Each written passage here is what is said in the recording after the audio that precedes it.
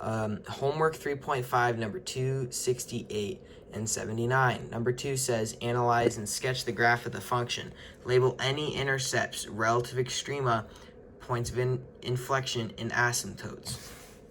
And the function they gave us is y equals x over x squared plus 1.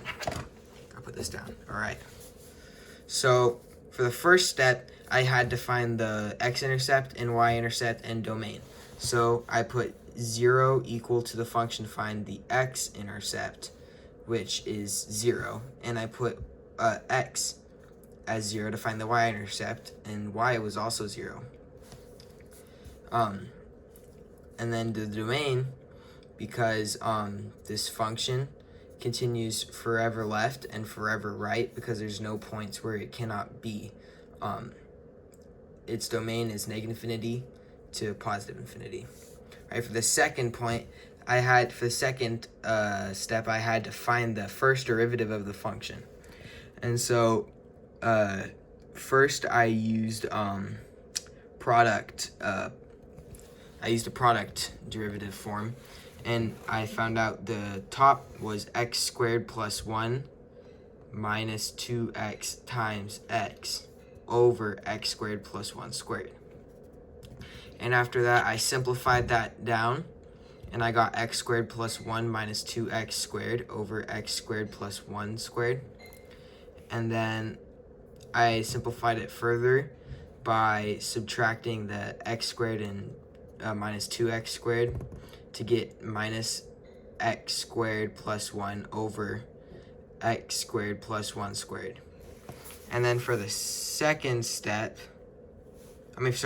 step, I have to find two critical points of the function. So I have to set this equal to 0.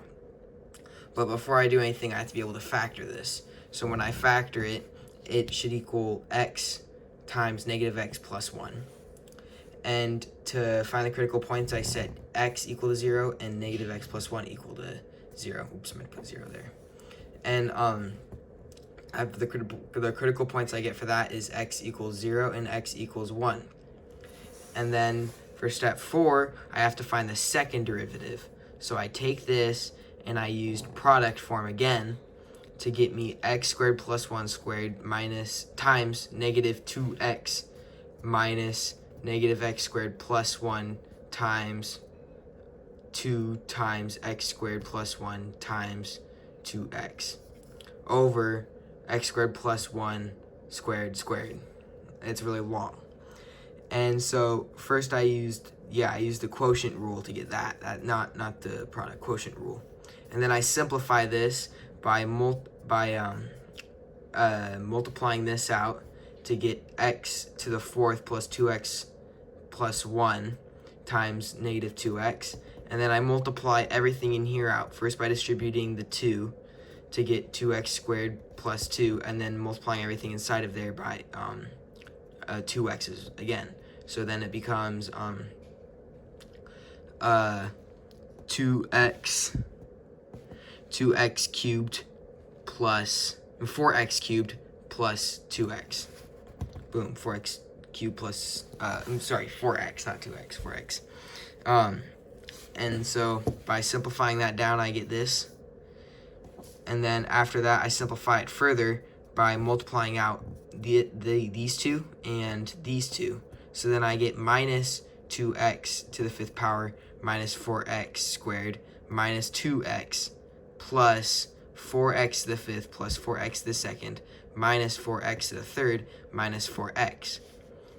And it's still over x squared plus 1 squared squared.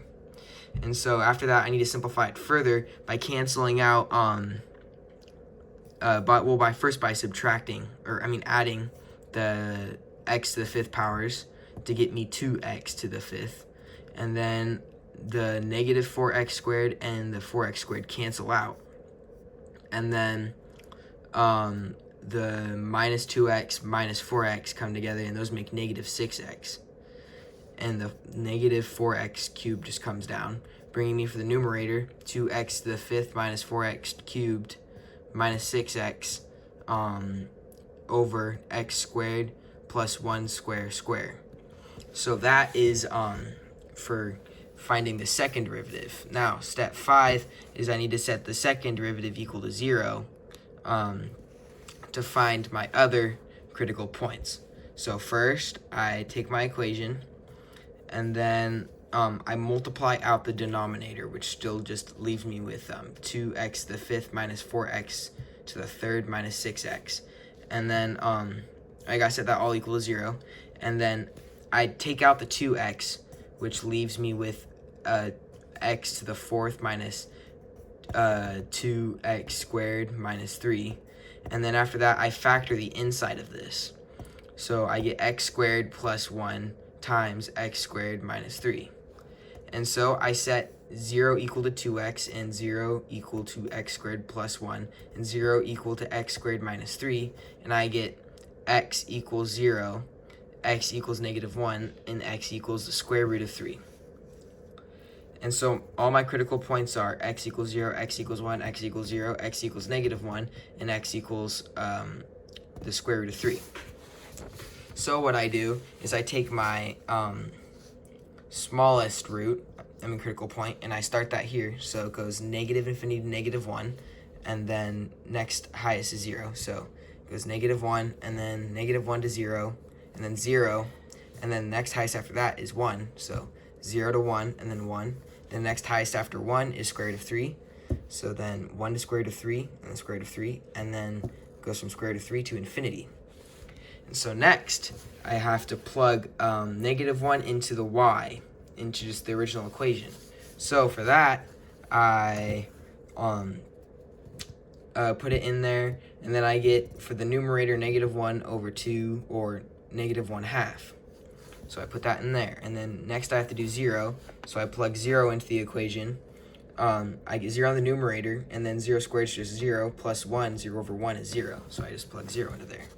And then the third one, 1 is 1 over 1 squared plus 1, which is 1 over 2, which is just 1/2. Yeah. And then 4, for the square root of 3, I do the square root of 3 over square root of 3 to the second power plus 1. The square root and the second power cancel out, so you're ending up with square root of 3 over 4. And then 5, so after that, now I take a point somewhere in between negative infinity and negative 1 and plug it into the y, and then into the first derivative, and then the second derivative, and then find if it's a negative number or a positive number.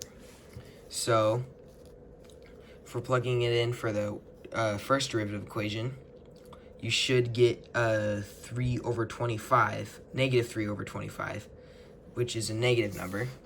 And then for the second derivative, you should get a negative numerator over a positive denominator, which is a negative number. This should actually be positive. I messed up. It's not supposed to be negative. It's positive on top. And so it's a negative and then a positive, which means because of that, it's going down, and it's a upward concave. Yeah. And then for the negative 1, 0, for that, negative 1, 0 for the first derivative of y, it's 0.75, well, positive over positive, and then that equals a positive. So positive goes there, and then for it right here, negative 1 is 0, I use the same point, negative 0.5, and that is a positive over a positive, and that is just another positive. Boom. And then for the point 0, 1, I use just regular 0.5, and it pretty much boils down to the same final numbers, 0.75 over 0.5625, same thing as the negative 0.5, so that's just a positive. However, when you plug it into the second derivative equation, you end up getting a negative over a positive, which ends up being negative right there. And then for 1 to the square root of 3, I use the input of from 1 to the square root of 3, I use the input of 1.5. And when I used the endpoint of 1.5, I got a negative over a positive, which is just a negative number. Boom. And I plug that into the second derivative. Oh, negative right there. And then I plug that into the first derivative as well.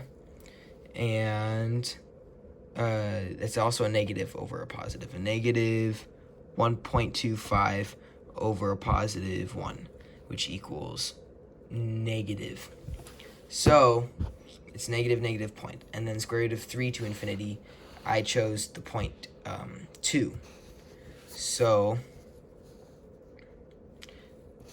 the point 2 is right here for the second derivative. And I got positive over positive, because when you plug it into the second derivative, oh, never mind. So it's just a positive over a positive. And then when I plugged it into the first equation, the first derivative, I also got a negative over a positive.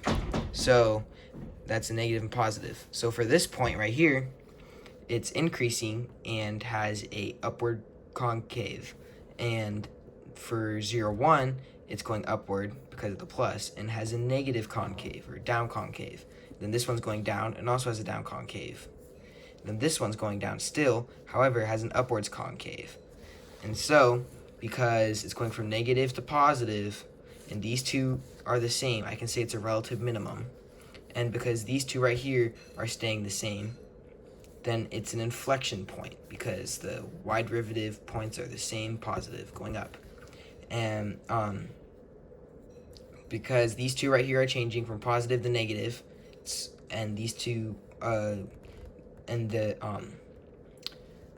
concaves are the same, I can say it's a relative maximum because it's going from positive to negative. And up here is a relative minimum because it's going from negative to positive.